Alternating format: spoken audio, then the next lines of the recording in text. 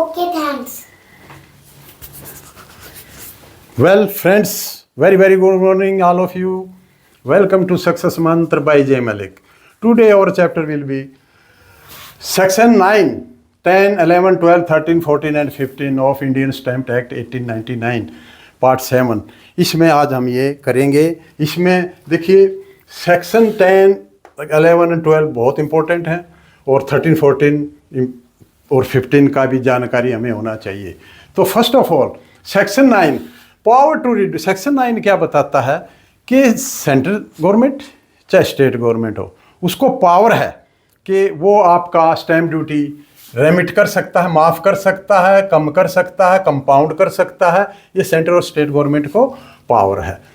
For particular instruments या instrument और instruments, class of instrument, for person और member, for class of person member, prospectively और retrospectively. Retrospectively back date से भी और प्रोस्पेक्टिवली फर्दर आगे की डेट से लिए वो सरकार को ये पावर है. एक ये सेक्शन 10 क्या बताता है? Mode of stamping. स्टैंपिंग का क्या मोड होना चाहिए? देखिए स्टैंप जनरली दो प्रकार की होती हैं. एक एडेसिव स्टैंप जो चिपकाई जाती हैं, दूसरी प्रिंटेड स्टैंप्स. प्रिंटेड स्टैंप्स कैसी होती हैं? जैसे ये स्टैंप्स है, ये प्रिंटेड स्टैंप्स है. ये प्रिंटेड स्टैंप्स आती हैं आजकल, ई स्टैंप्स आने लगी हैं. तो ये दो ही तरह की जनरली होती हैं. तो अब देखिए adhesive stamp as per schedule 1 of act 1899 वो लिस्ट में दिया रहता है किस किस पर एडेसिव स्टैंप लगेगी, कितने की लगेगी. प्रिंटेड और इम्प्रेस्ड स्टैंप, नाउ ई स्टैंप, ये दूसरे प्रकार है. अब देखिए सेक्शन 11 क्या डील करता है. सेक्शन 11 जो है यूज ऑफ एडेसिव स्टैंप्स. तो एडेसिव स्टैंप के जो कॉस्ट होगी वो क्या होगी? देखिए एडेसिव स्टैंप जितनी भी होती हैं 10 पैसा, आजकल ₹1 का स्टैंप लगा के आप इससे काम चल जाता है एडेसिव स्टैंप का. तो ये उसकी कॉस्ट है. और use of adhesive bill of exchange और provisionary note drawn outside India, section 19 में बताएंगे आपको. Except bill of exchange other than payable on demand. देखिए bill of exchange other than payable on demand का मतलब क्या है? वो चेक है.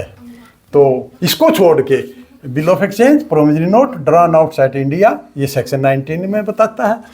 एनी देखिए इसमें सेक्शन 19 क्या बताता है? वैसे मैं बताऊं, bill of exchange, provisionary note drawn outside India, बाहर से बाहर जो भी ड्रॉन है तो स्टैंप ड्यूटी कौन पे करेगा? स्टैंप ड्यूटी फर्स्ट होल्डर होगा, जो चाहे किसी भी फॉर्म में है, चाहे वो एक्सेप्टेंस में, पेमेंट में, एंडोर्समेंट और ट्रांसफ़र का केस हो. तो ये था 11 सेक्शन में. तो ये किस किस पर ज़्यादातर केसेस हैं? Any notarial act, physical transfer of company shares, वकालतनामा, attornial act etcetera as per list of schedule 1. ये सारा शेड्यूल 1 में दिया हुआ है. तो ये था. सेक्शन 12 क्या बताता? Cancellation of adhesive stamp. Cancellation कैसे करना है? तो कैंसिलेशन में देखिए where adhesive stamp is used it is to be cancelled हर हालत में, अदरवाइज डीम्ड अनस्टैम्प्ड माना जाएगा. ओके, ठीक है. तो डीम्ड अनस्टैम्प्ड माना जाएगा क्योंकि कैंसलेशन बहुत ज़रूरी है ताकि उसका फर्दर अगेन यूज़ ना हो. वो कैसे करेंगे? देखिए ये एक स्टैम्प पेपर है, सपोज ये स्टैम्प पेपर है और यहाँ पर ये आपने एडेसिव स्टैम्प पेस्ट की. तो इसको या तो सिग्नेचर, इस पर या तो सिग्नेचर कर सकते हैं, ऐसे सिग्नेचर कर दें. कुछ सिग्नेचर इसके पेपर पर आए, कुछ एडेसिव स्टैम्प पर आए, ताकि ये उतर भी जाए तो ये पता लगे कि यहाँ पर एडेसिव स्टैम्प चिपकाई थी. या फिर इसको ये जो स्टैम्प एडेसिव स्टैम्प है इसको ऐसे कर दें, क्रॉस कर दें. अगर फर्म है तो फर्म के इनिशियल और डेट दे दें.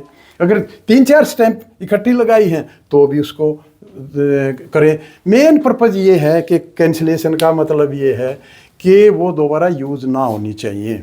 इसीलिए ये कैंसिलेशन होता है।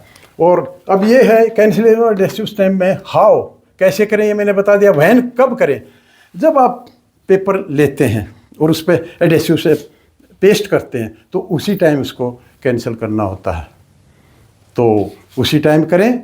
और ये इसके तरीके हैं। अब देखिए सेक्शन 13 क्या बताता है, impressed printed stamp how to be written, ये कैसे की जाए।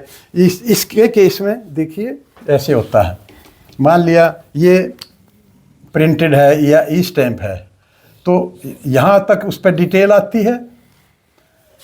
तो यहाँ इसके बाद यहाँ से पेपर शुरू होता है, तो यहाँ इसमें गैप नहीं छोड़ें या इसके बैक में टाइप नहीं हो सकता कभी भी, वो अनस्टैम्प्ड माना जाएगा। तो इसके बिल्कुल साथ से यहाँ से इसको राइटिंग शुरू करें तो ये प्रॉपर स्टैम्प हो जाता है और इस पर साइन सुइन हो जाएंगे, तो ये कैंसिलेशन भी हो जाता है।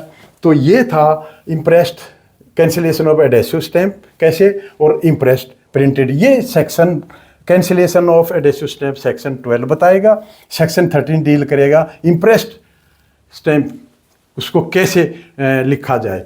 Section 14 only one instrument to be on same stamp paper. ये सेक्शन 14 कहता है कि एक स्टैम्प पेपर पे एक इंस्ट्रूमेंट हो, ये नहीं कि 10 पार्टियों के उसमें डॉक्यूमेंट भरे गए या इंस्ट्रूमेंट किए गए, तो ऐसा नहीं होना चाहिए।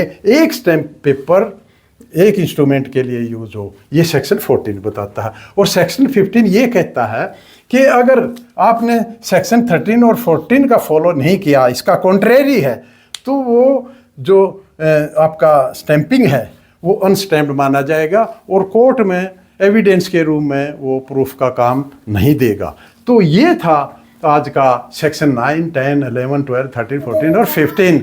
अब मैं आपको नेक्स्ट में सेक्शन इसके नेक्स्ट सेक्शन कराऊंगा अगले सेशन में। आज इतना ही। Have a nice day. Thank you.